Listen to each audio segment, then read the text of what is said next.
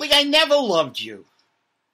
Welcome, America. Welcome to the Lid Radio Show. And that song was dedicated to Fidel Castro, who is now in a small room in hell with people like Stalin and Yasser Arafat and Hitler and Kim Jong, whatever his name is, the father.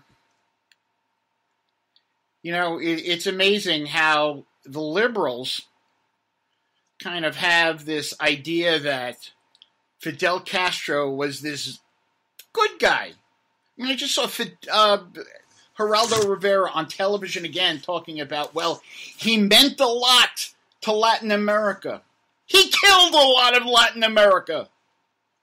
He also almost killed the world because thanks to him inviting Khrushchev to put some missiles into Cuba, we almost had a little problem called an atomic war. But thank God that didn't happen. So I celebrated. I was with the folks down in the in Little Havana. I mean, I wasn't down there, but I was certainly with the people there and enjoying the fact that he was, he was dead.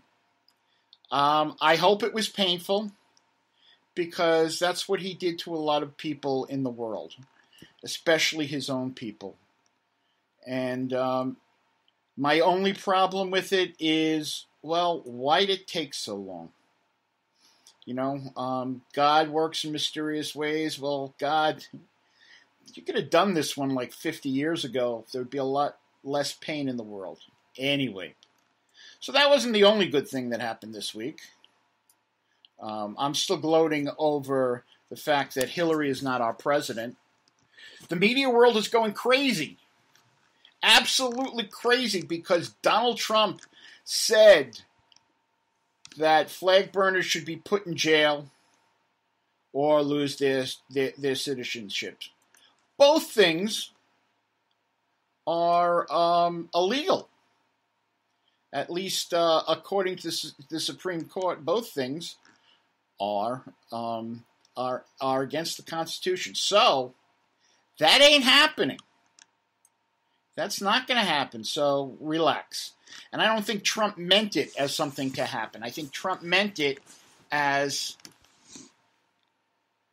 well, as him complaining, because I think most Americans, if they had the chance, they would love to be able to put flag burners in jail or something like that. And actually, the last time a bill was put through the Senate and eventually declared unconstitutional by the Supreme Court, the sponsors of the bill,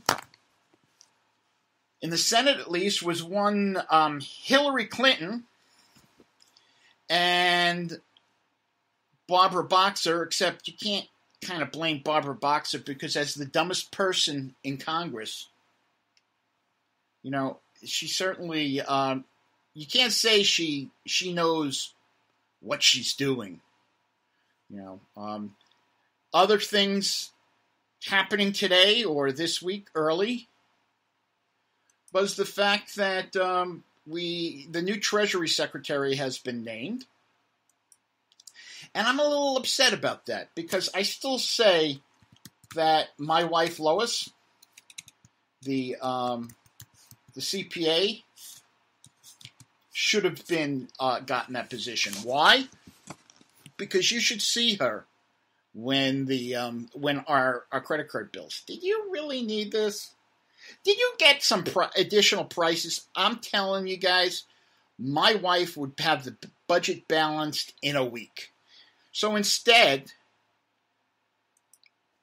Donald Trump picked this guy who worked on his campaign, who was the treasurer of his campaign, named Stephen Mnuchin, M-N-U-C-H-I-N. I don't know how you pronounce it. I guess Munchin, but Mnuchin, because it's M-N.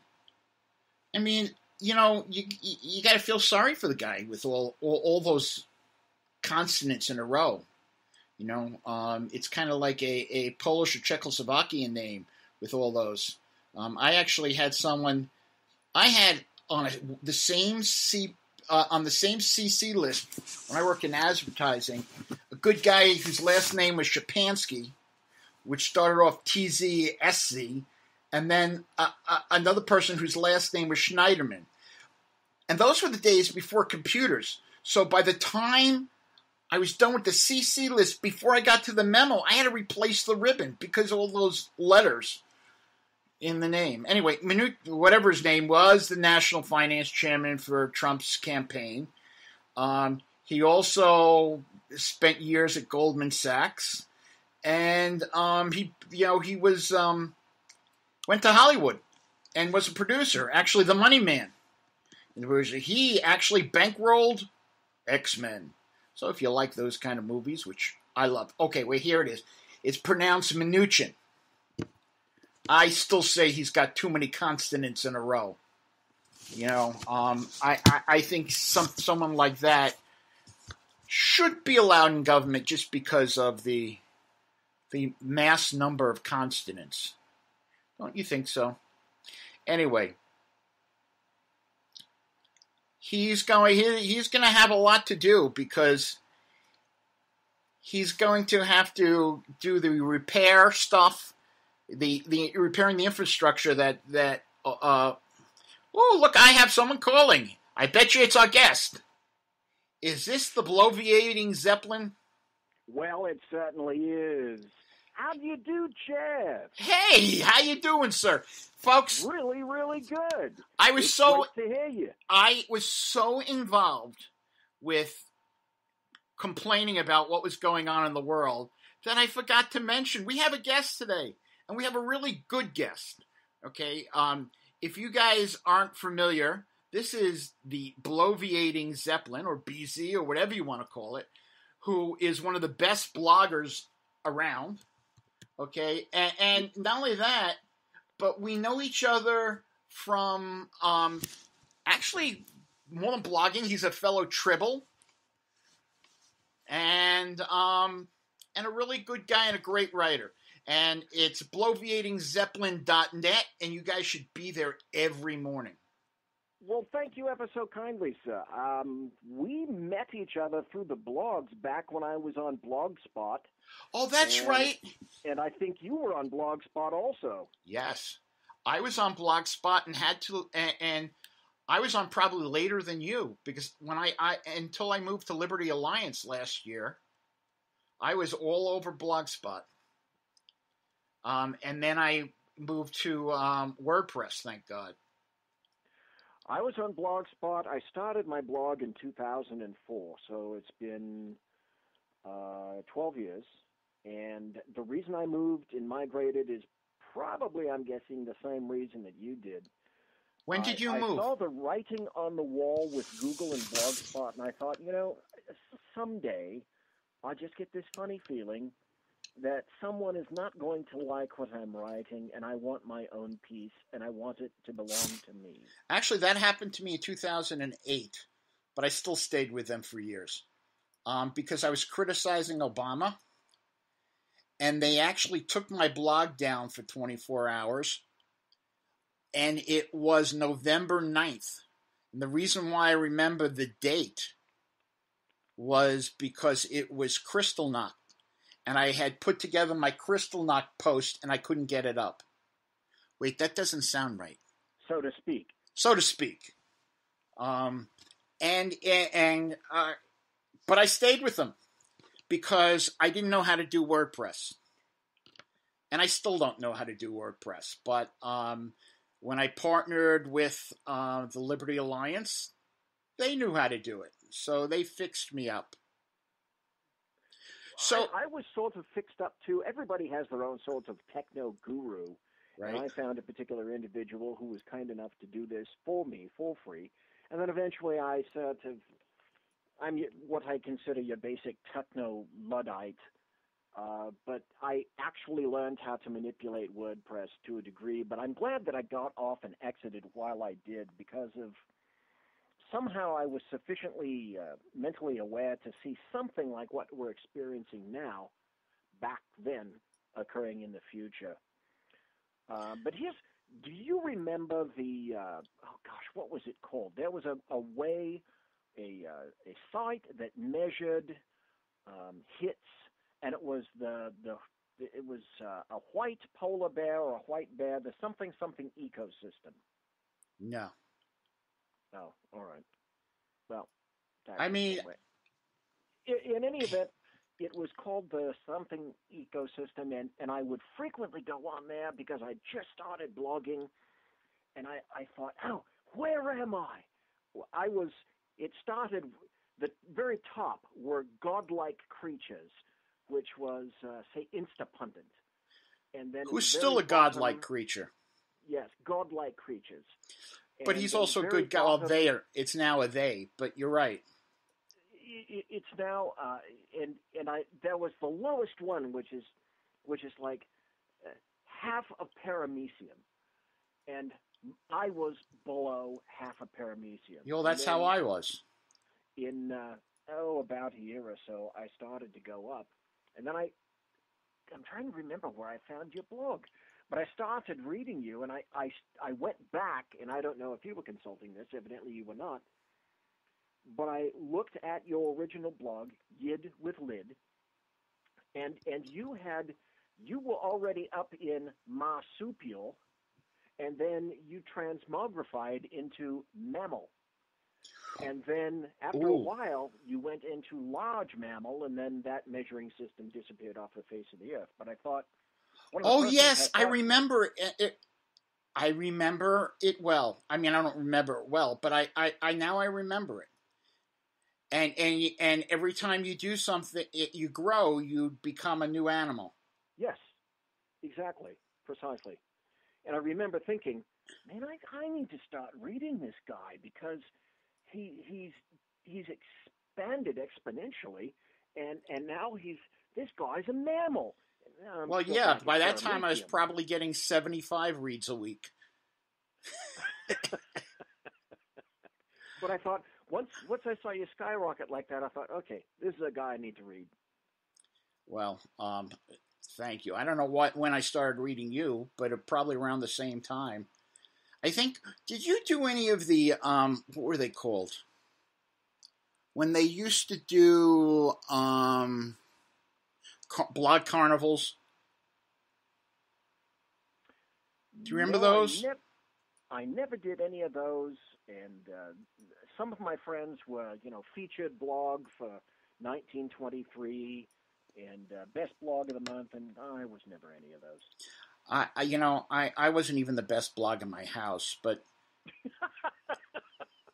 I guess now I am. For me.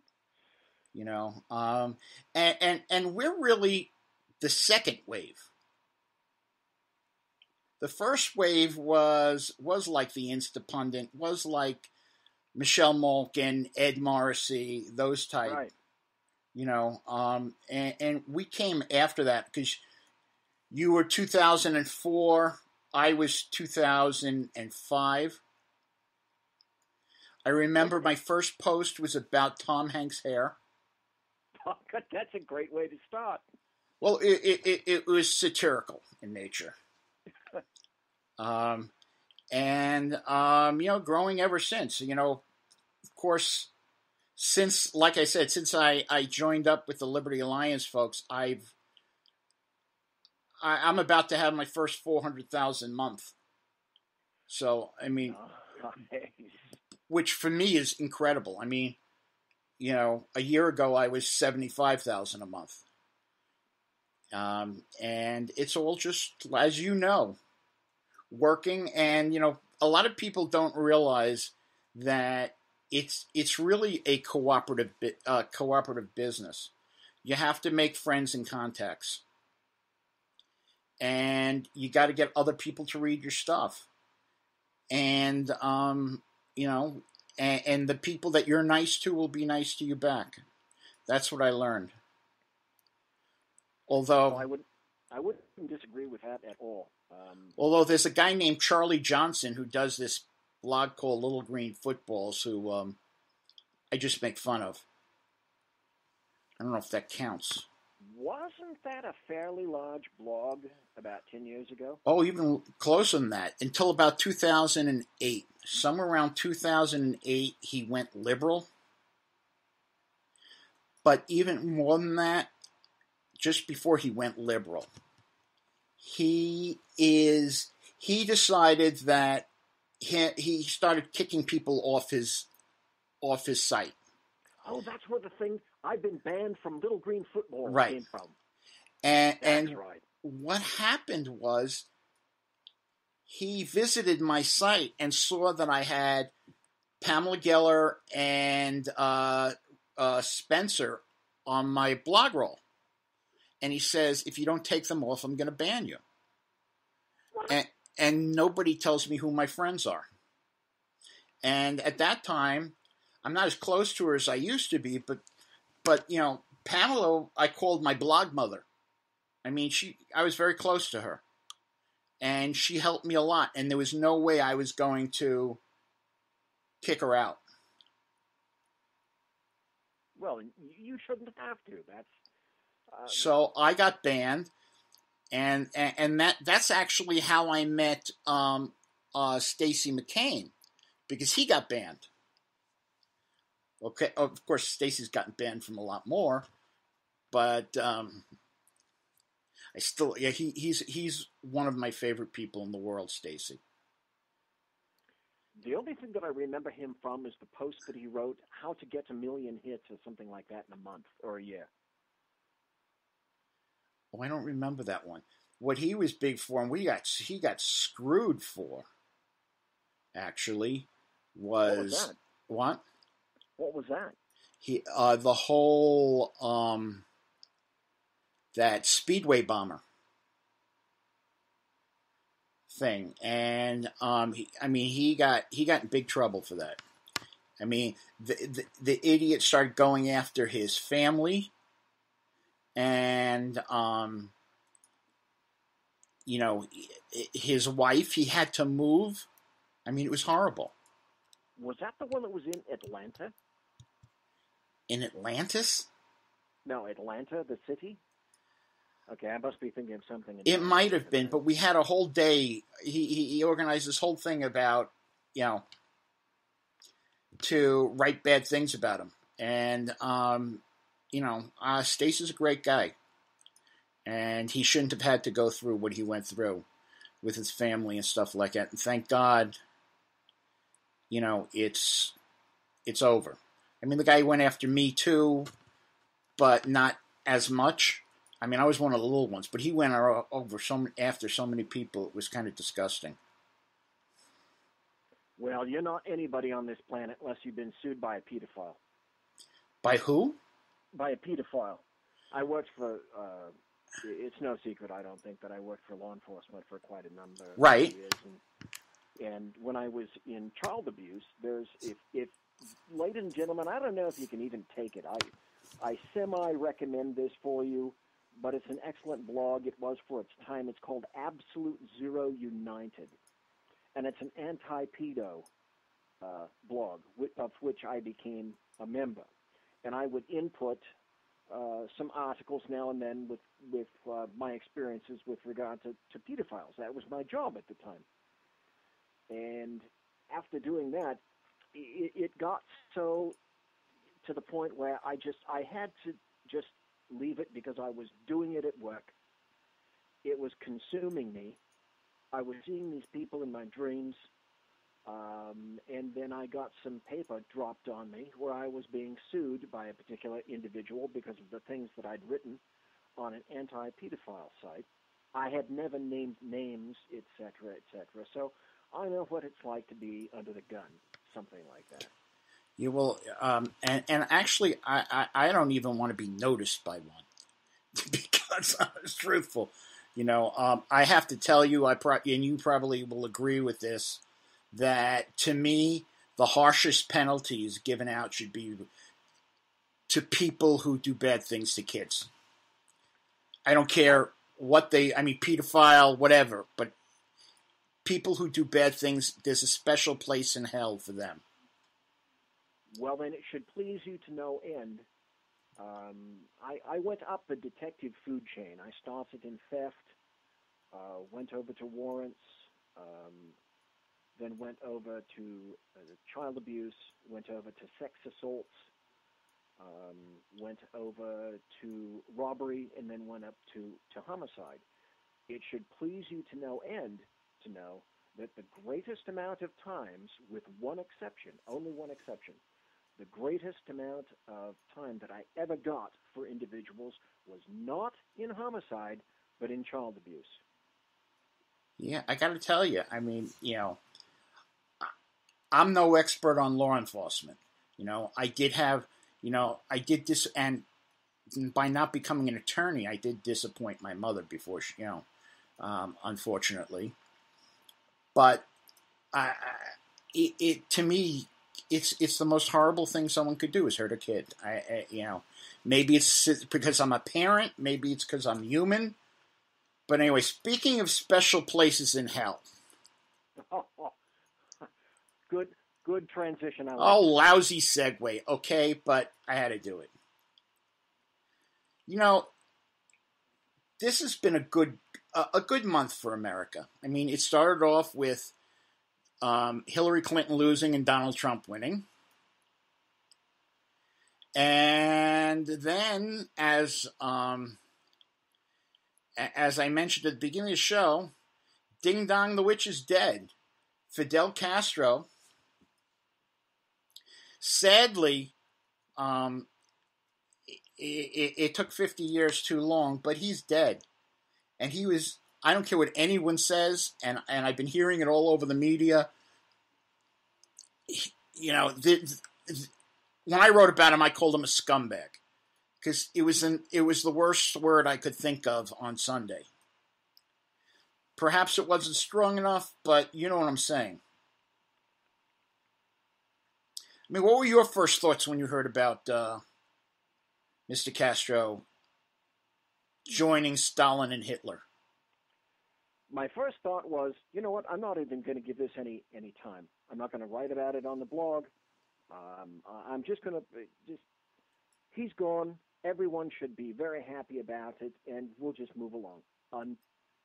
Until I watched all the leftists start bleeding right all over Fidel Castro.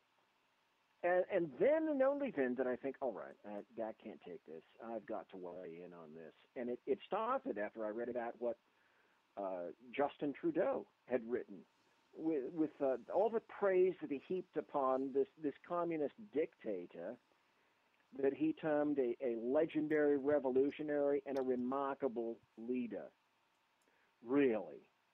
Okay, well then I had to do something about that. That was I would just as soon he be ignored, but all the leftists had to come out and start feeding him and saying what a wonderful individual he was.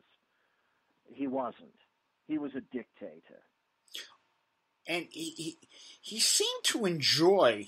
Oh, I just lost. Hey, I'm going through puberty finally. My voice just cracked. He seemed to enjoy being cruel to people. I mean, there were times when he would take over the firing squad duties and shoot people himself. He had people. There was one guy I read about that he refused to put on, and he was a big Castro supporter, that he refused to put on his desk a "I'm with Fidel" placard.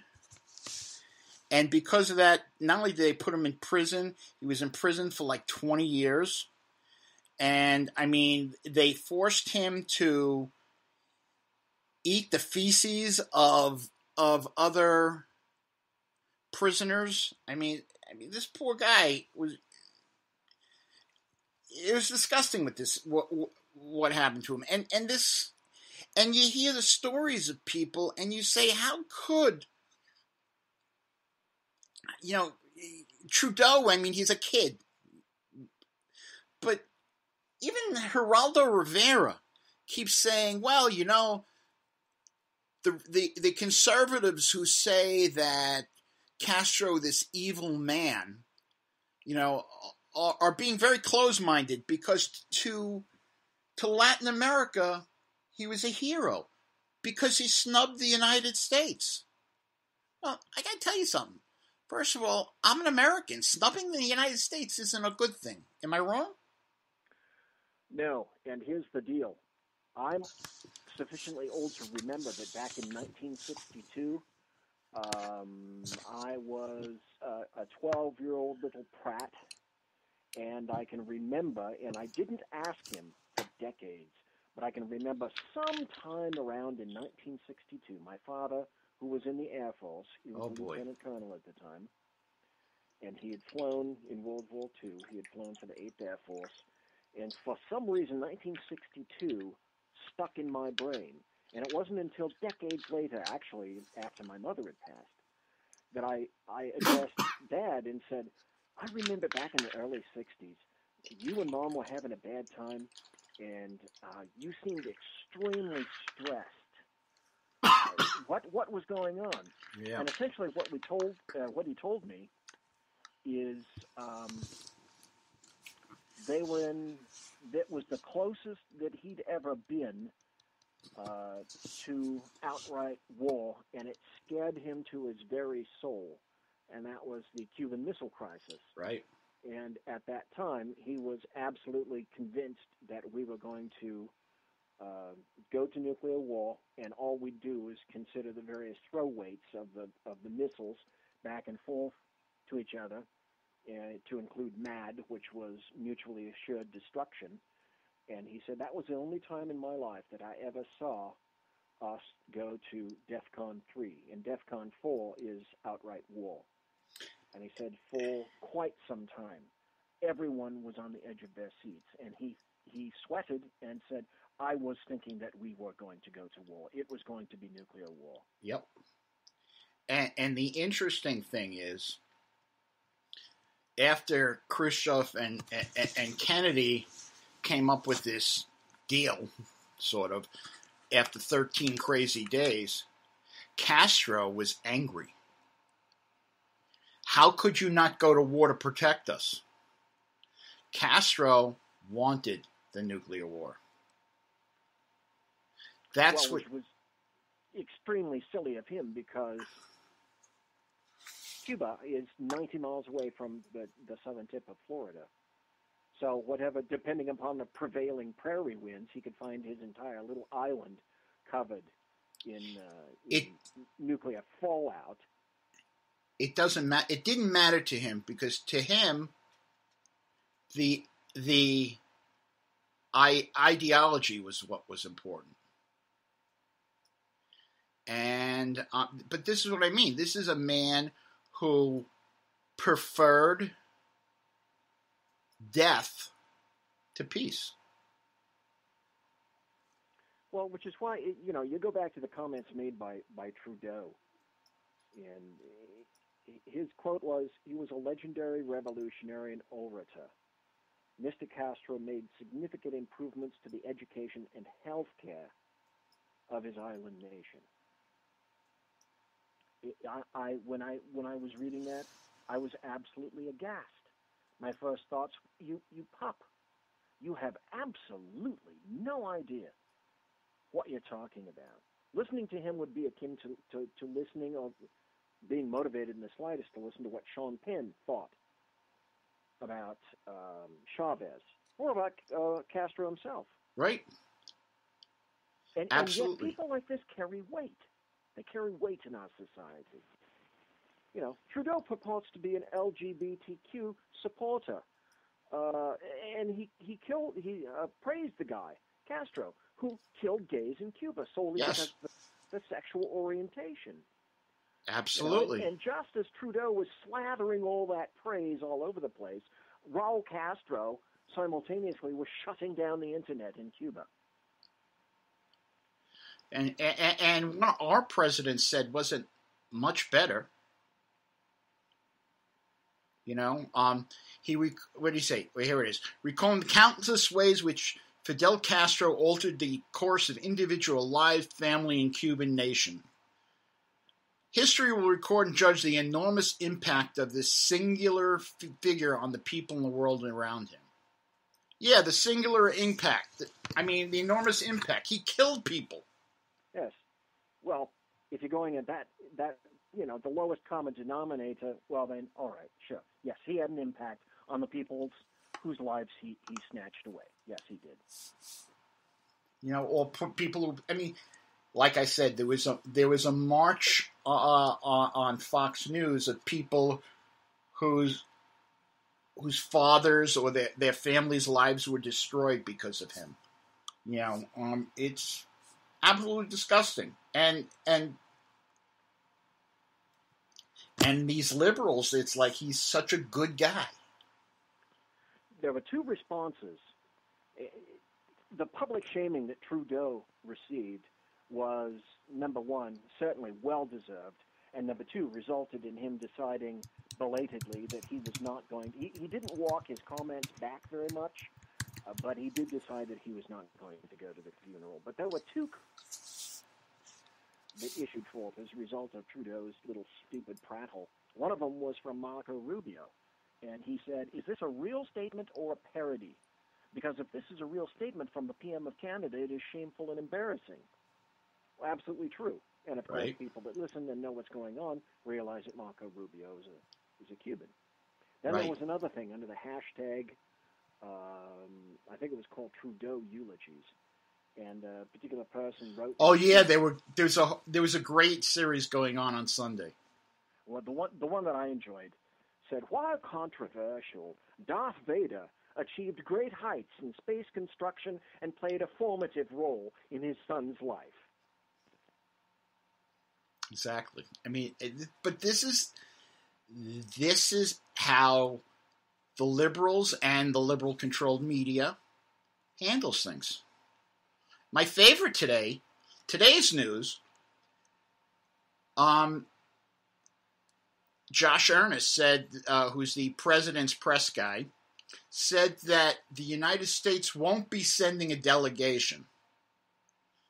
However, Ben Rhodes, the Deputy National Security Advisor, who actually got in trouble for writing something in the New York Times Magazine about how everyone got fooled on the Iran deal. Remember that? Certainly. He's going to the funeral, as well as Jeffrey De Laurentiis, who's the top diplomat in our Cuban embassy. So, we're not sending a delegation, but we're sending a delegation. Right. We have to pay some honorifics anyway. No, we don't. Well, that's what they're thinking. That's what they're thinking. He just doesn't want to be quite so overt about it. So they're lying to us again. Yes, they are. The leftists, all the various celebrities and all those other vacuoles who just lavish their own forms of spittle-chin bootlicking upon Fidel Castro. And it's like, just like Mussolini lovingly kept the Italian trains on time, Castro provided free health care for all in Cuba. Huzzah, huzzah. And he called his mother once a week. Yes. Yes. But here's the truth. When I want to find out what's actually occurring in this nation, many times I go across the pond over to UK media. And from UK Daily Mail, it says, this article came out, where it says $120 million bed-hopping hypocrite. Yep. Castro claimed he lived on $25 a month, but had 20 luxury homes, a private island, an 88-foot yacht, and mistresses galore. So there's your real Cuban revolutionary, a restless revolutionary who had no time for pleasure, hating holidays and only taking a pittance in cash while he's fleecing the hell out of the rest of the Cuban proles, serfs, commoners, and groundlings. Well, a similar thing could have been said about Yasser Arafat, except with him it was. Yes, he but took with him it was the town and his wives to France. Well, but they found a couple of $1 billion of all the aid money going to the Palestinians in a Swiss bank account. That, and of course the fact that he didn't have all those girls, though. With him, it was boys. Yeah, but they didn't. I could tell. They didn't like to talk about that a lot. No, imagine that. So here's this guy Castro that spent his entire life in green fatigues and a funny little sort of a cylindrical flat top cap, who spent his entire career, built his career, railing against the excesses of capitalism. This guy lived like a king and full of debauchery at that. Well, come on. Can you name one dictator like that, communist dictator, that was a person of the people? For real? No, and here's the thing that obviously you and I both well know. Name me one nation where communism or socialism has just been exceptional. And the answer is there is no such thing. But yet, everyone thinks that they can do socialism better than the next guy, including Barack Hussein Obama. Well, including most of Europe. He can't look across the ocean and acknowledge what's going on in Europe right now, and can't learn from it. He has what I call historical Alzheimer's. He can't see Europe's been there and it's already falling apart. So yet exactly what is not working really well there is exactly what he'd love us to embrace, because he's certain he can do it better. The crazy thing about it, and it's very bottom line, socialism, liberalism doesn't trust mankind because they're out for themselves, and they don't trust them to share or anything else. 100% true. But that's why capitalism works. Because that's all about control. Because capitalism means that your selfishness and your wanting to become rich is what makes you work harder and get a better product for a cheaper cost. It's as simple as that. And they don't get that.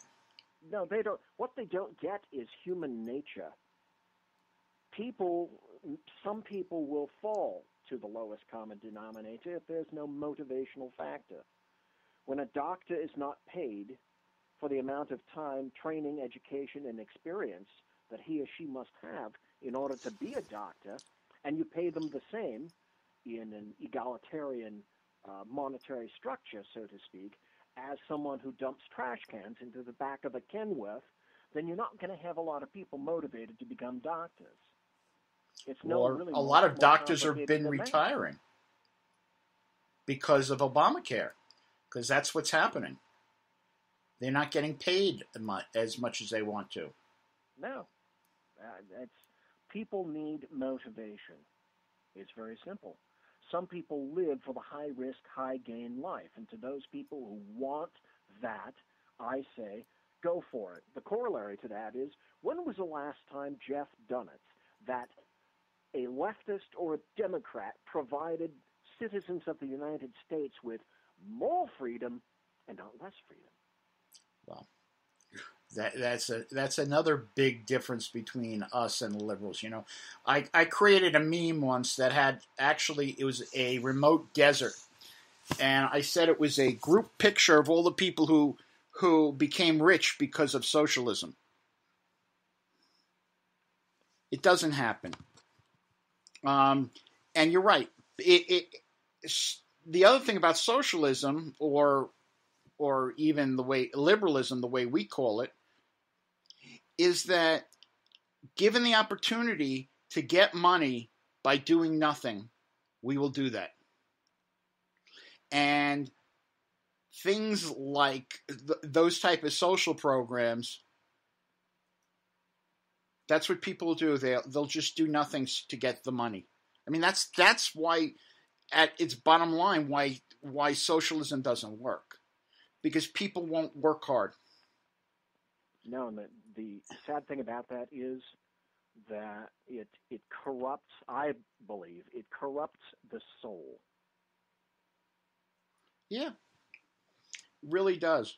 Um, Perhaps the best thing that Bill Clinton did was the welfare deal he made. Yes, 1994, exactly.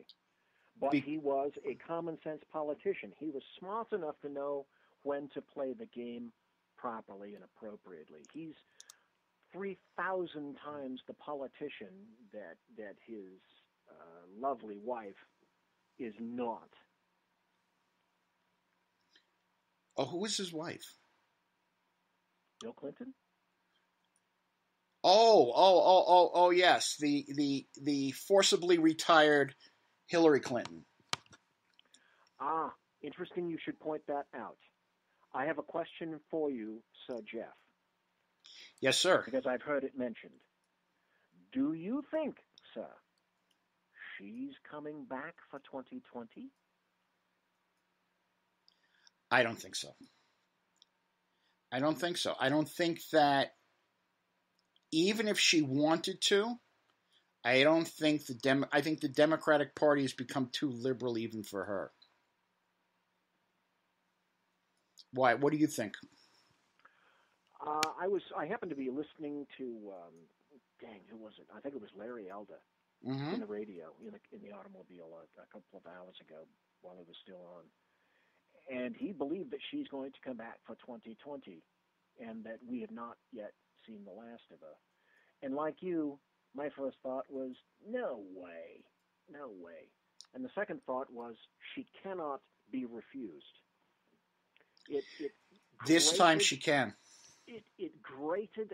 I'm sure she ground her teeth down flat in 2008 when this upstart young black man kicked her arse who had spent 35 seconds in the Senate. How humiliating that was.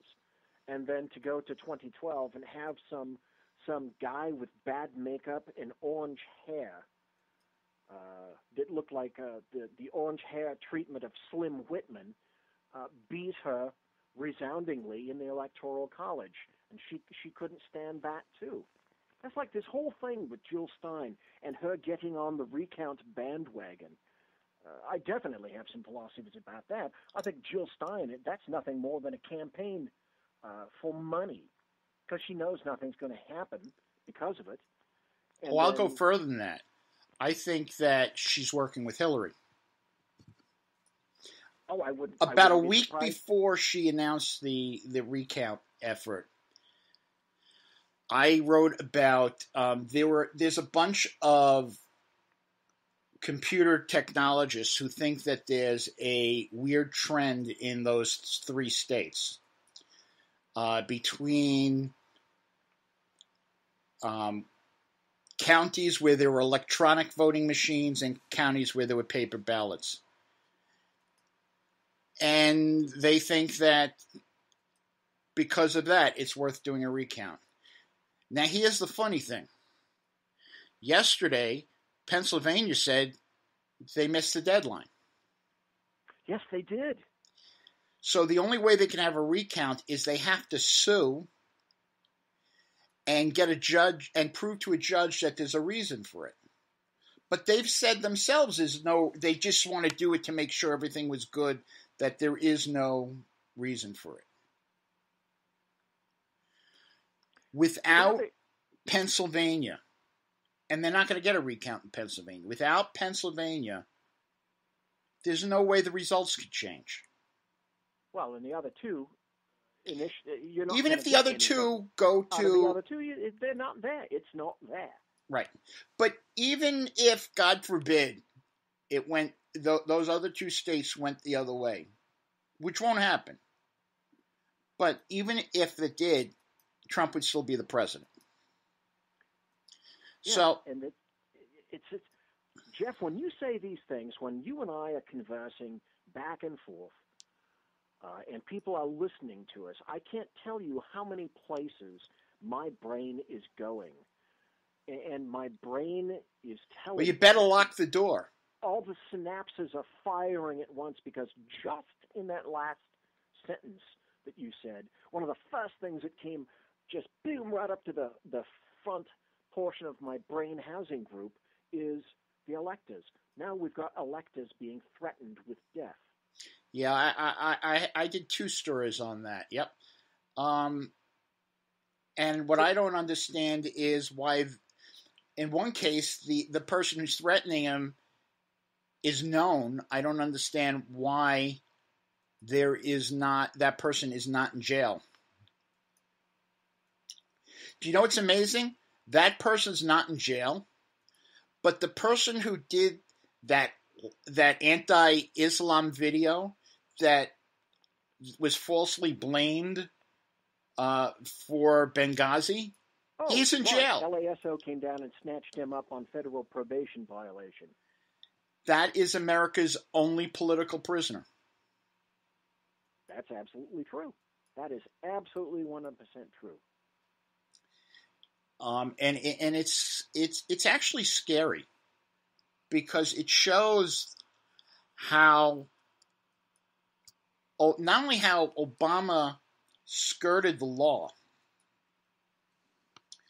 but how nobody covered it. Nobody cared. You know, that smidgen of corruption that wasn't there, called the IRS scandal. You know, the IRS is getting its ass kicked in court. Apparently, it was a scandal, and actually, I last week we had on somebody whose organization Z Street was a pro-Israel organization that was refused or delayed with those delaying tactics because they found out they happened to have disagreed with Obama's Middle East policy. They didn't think Israel should be destroyed.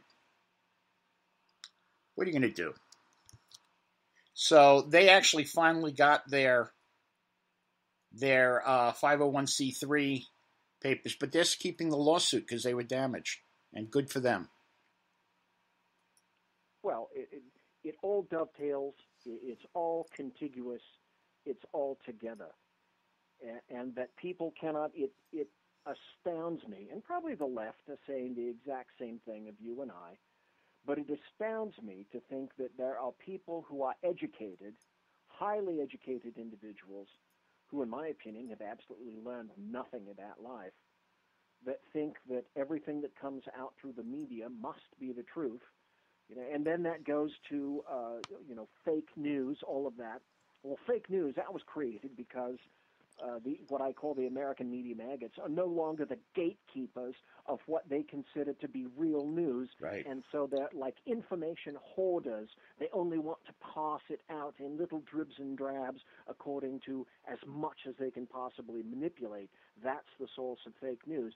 I mean, my God, my brain is just, it's shattering with stars, all the different places and things that I could see and say right now. My mouth can't keep up with how astoundingly in the tank this nation has become, and how far left it wanted to go, and how by such a slim margin we dodged a bullet. Oh, yeah. A big one. Because, first of all, the White House would have been a profit center for the Clinton Foundation. Without a doubt. And that was proven because once she was no longer to be the anointed one and installed, they lost all this business. Oddly enough, Clinton Foundation donations dried up. And I have to tell you something. Someone who's not getting the recognition that they should, and he laughed at me yesterday when I suggested it, I think that Peter Schweitzer deserves the Pulitzer Prize for the book Clinton Cash. Oh, Clinton Cash. Yes, I purchased that and read it. First of all, it set up the whole pay-for-play thing with the Clinton Foundation. Yes, and did you know that that was required reading for, I can tell you this from insider knowledge, that was required reading for some of the particular FBI agents doing the investigation. I'm sure. Some supervisory special agents who insisted that their agents be actually educated. And until that book came out, Hillary Clinton was untouchable. And Peter Schweitzer, his research proved that Hillary could be, that scandals can attach to her. You know what, Jeff? I think you've absolutely hit upon it. I haven't quite thought of it in that sense, but I do believe that you're right. That's the fulcrum through which people realized she's vulnerable. She can be vulnerable. Yep. I think you're absolutely correct. And I used to work for Peter. When I wrote for Breitbart, he ran Big Piece, and the three editors that I worked for the most was Peter, Dana Lash at Big Journalism, and Mike Flynn, who sadly passed away, and at Big Government, and he was great, and he got ripped by the mainstream media because he said, "Here's the case. Here is all the facts. Here's all the evidence. I'm not saying that there was pay for play, but it sure is a trend that should be looked at." That's all he said. And they would go, "Well, he even said himself there's no smoking gun." Well, guess what? His job wasn't to find the smoking gun. His job was to lay out the facts. That's what a good reporter does. Well, and ask questions. And ask questions. The leftists accused, if you recall, George Bush of being in curious mind. My God, ladies and gentlemen, the people with the greatest, or perhaps I should say the most diminutive, uncurious minds are the American media maggots who don't have the ability to look within, to gaze, to focus their terrible minds inside upon themselves. Well, I'd like to call point them the out lemmings. one thing that you wrote today about, it's at the top of your blog, lidblog.com, and you point out that President-elect Trump strikes deal with Carrier to save 1,000 U.S. jobs. Isn't that amazing? All it took is a person who is not even installed as president yet. That's what's the cool part. For Carrier to come around. And who came around first? Ford. And what were all the leftists saying? That once Trump is elected, you'll see the economy tank. The Dow, ladies and gentlemen, hit 18,000 for the first time ever. Now, I'm not saying that's not a bubble or a spike, but I'll take that over a Dow of 5,000 or the repeat of 1929. Thank you very much.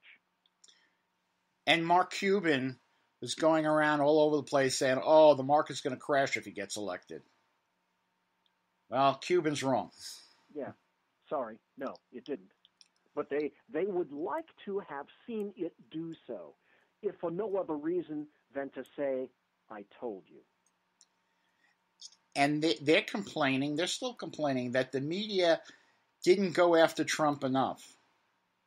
And that's the sick part, because all they did is smack him around. That's all they did. They didn't try. Look, I'm a big believer in journalist ethics, okay? And yes, I run a blog, and blog's opinion. But I'll tell you one thing. No one could ever dispute the facts, because every time there's a fact, I link it to the source. No one could ever dispute the facts I write about. You could dispute my interpretation / opinion about it, but the facts are the facts. They made up facts. And that's what kills me. The mainstream media made up facts. Although I do think that Donald could calm down a little about the media.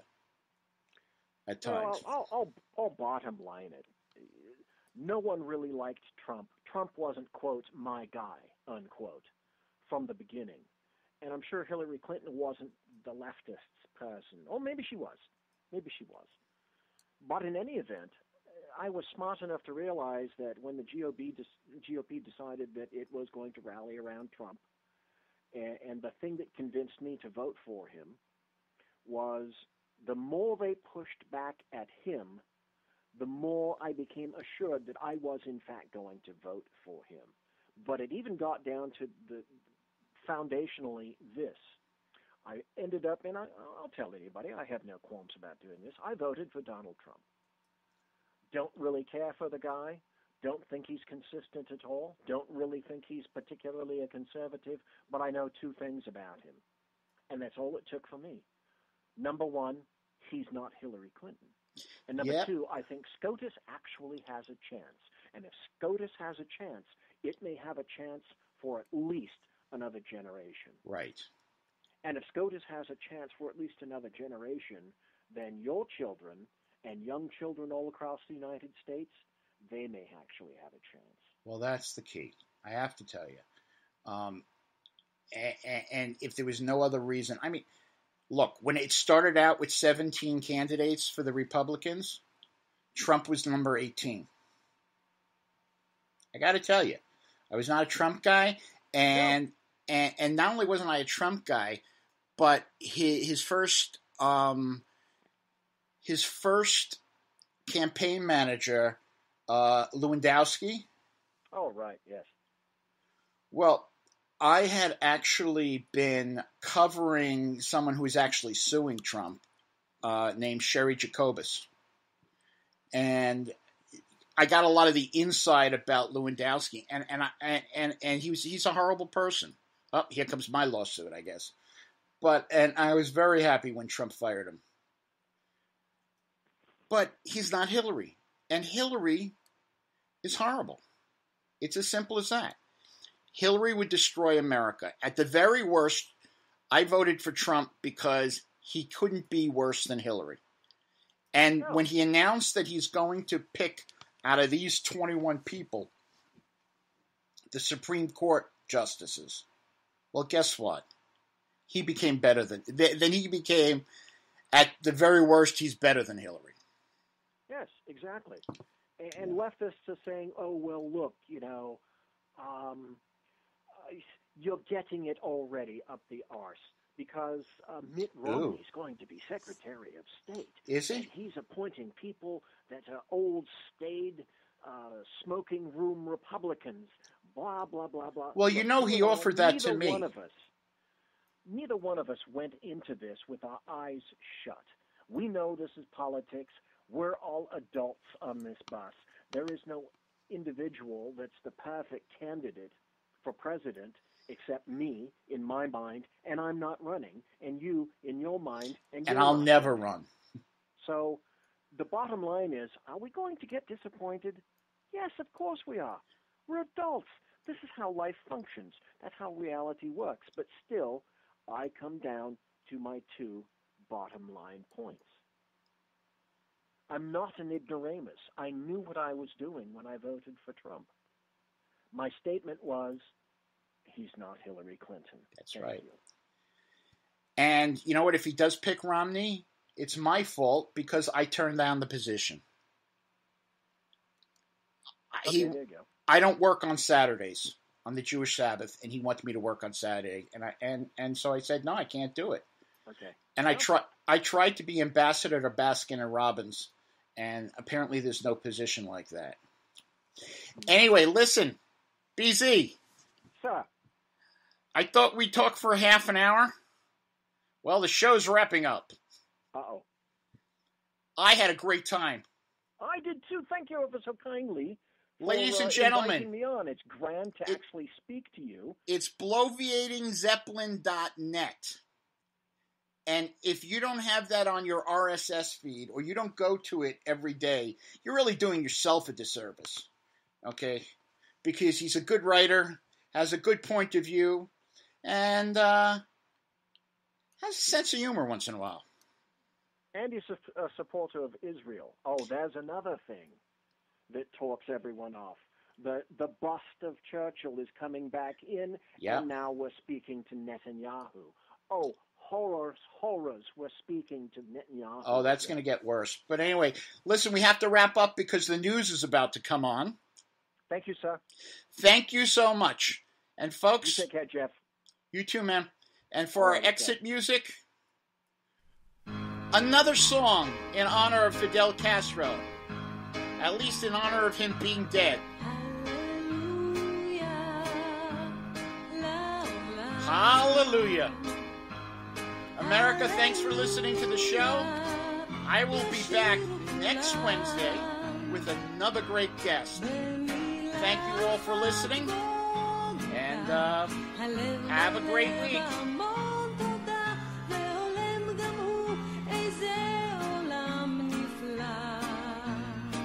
And Fidel, I hope it doesn't get too hot where you are.